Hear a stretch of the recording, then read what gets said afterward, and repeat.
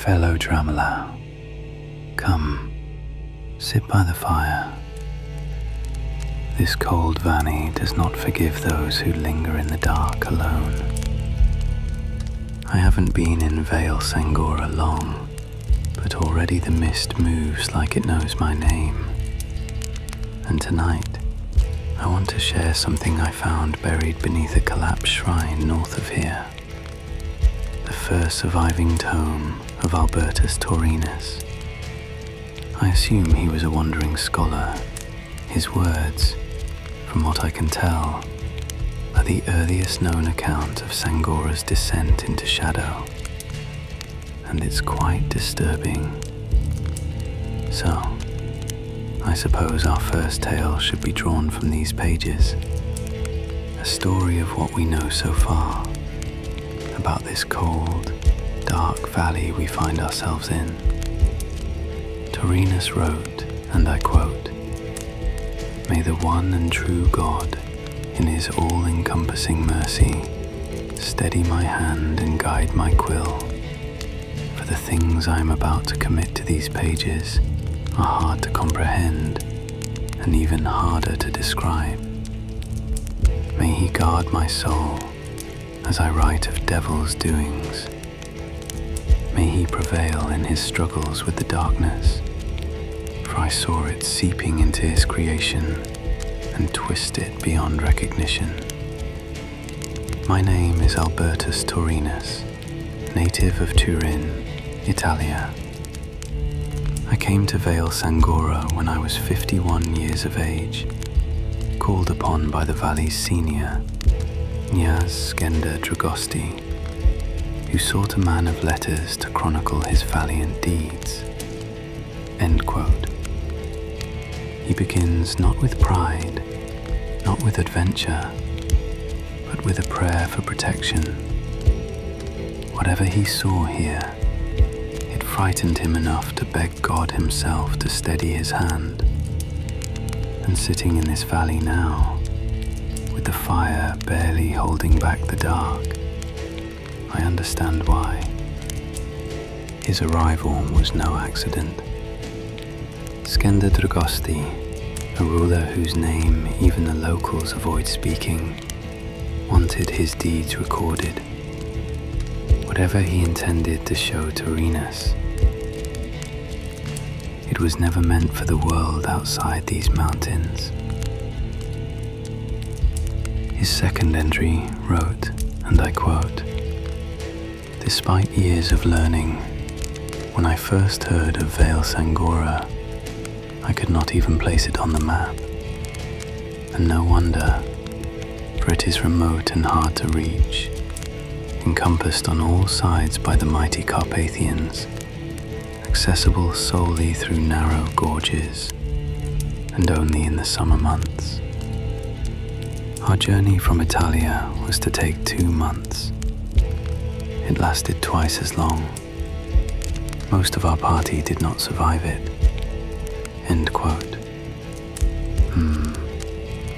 Taurinus believed the valley was hiding itself.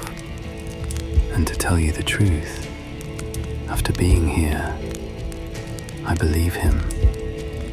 Even now, the roads into Sangora feel less like paths and more like scars through hostile stone. The fog clings to you. The cliffs loom as if judging every step you take. In his third entry, Taurinus admits something I deem rare for a scholar, and I quote, "As a native of Turin, I was no stranger to mountains and their many dangers, and so, in my arrogance, I thought myself well prepared for crossing the Carpathians. God saw it proper to punish me for this hubris. Throughout our passage, we were followed by packs of wolves, as hungry as they were cunning, and plagued by avalanches. Our guide, a rugged man named George, insisted on making an offering to the mountain folk, who, he claimed, were behind our misfortunes. I laughed off what I saw as pagan superstitions. Knowing what I know today, I would have behaved differently. End quote. Speaking of wolves, they still haunt these ridges. I heard them last night. A long mourning howl rolling through the valley.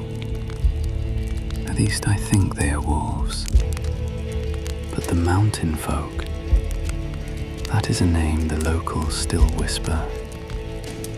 Not gods, not spirits, something older, something watchful. Taurinus rejected the offering, and what happened? Men died shortly after. Some lessons are learned in blood, I guess.